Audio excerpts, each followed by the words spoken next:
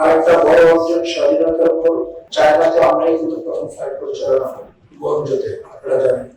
তারপরে বিমান বাংলাদেশ। আমরা যখন ঢাকা এয়ারপোর্ট থেকে উড্ডয়ন বা অবতরণ করি, আসলে সিভিল এভিয়েশন অথরিটি আমাদের কাছে সার্ভে চার্জ নেয় আর কি আমাদের কাছ থেকে। সো ইউএস বাংলা আজকে সিভিল এভিয়েশন অথরিটিকে প্রতি বছর 500 কোটি টাকা রেভিনিউ দিচ্ছে আমরা, এবং আমরা দ্বিতীয় ও রেভিনিউ খাতের দ্বিতীয় অংশটা, দ্বিতীয় নাম্বারে ছিলাম ইউএস বাংলা। আমাদের দুর্ভাগ্য যে পার্শ্ববর্তী অন্যান্য দেশে আসলে 50% লোকাল ক্যারিয়ার থেকে প্যাসেঞ্জারের পার্সেন্টেজটা আসলে রিটার্ন করে। বাংলাদেশে আমরা যারা ইন্টারন্যাশনাল করি, আমাদের আসলে আমরা বলি 25%, আসলে ইটস লেস দেন 25%। 25% আমরা যদি বলি 25% আমরা মার্কেট শেয়ার, আমাদের 75% ফরেন ক্যারিয়ার। 25% এর ইকুইভ্যালেন্ট হচ্ছে 17,000 কোটি টাকা। টোটাল নাই কিন্তু ফরেন রেমিটেন্স, টোটাল নাই কিন্তু ইভেন আমাদের সার্ভে 90% হচ্ছে বাংলাদেশের মানুষ, আমরা বাংলাদেশি।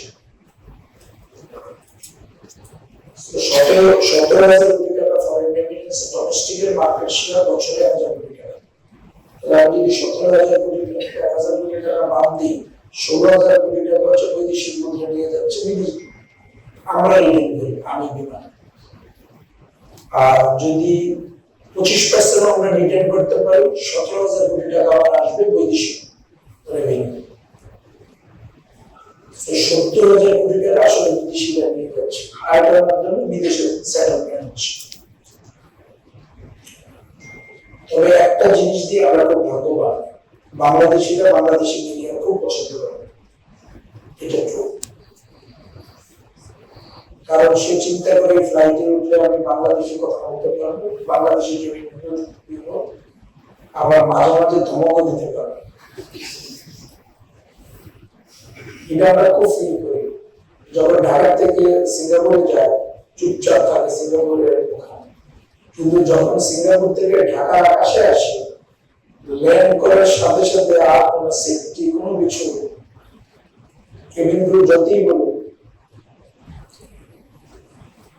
কিন্তু সে যখন আমার বিদেশি ক্যারিয়ারে আসবে, একটা জিনিস একটু বলতে চাই, আমি আমাদের দুর্ভাগ্য বলবো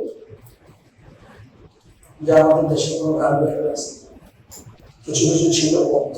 ওই যে আমাদের কাবুল সাহেব যেটা বললেন যে 9টা-10টা প্রাইভেট ক্যারিয়ার বন্ধ, কিছু কিছু কার্বনও ছিল, তারাও আসলে বন্ধ।